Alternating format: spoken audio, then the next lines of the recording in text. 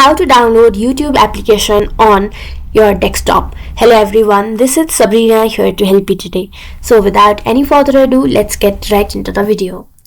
First, open your browser, and then all you have to do is search for YouTube desktop download,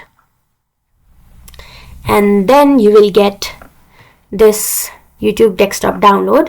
All you have to do is tap on download for Windows if you are using Windows OS. If you are using Mac, go to download for Mac, and if you are using Linux, go to download for Linux OS.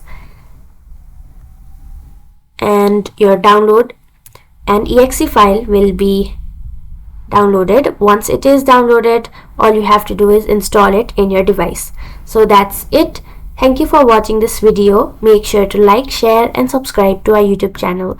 If you got any questions, comment them down and I'll catch you in the next one.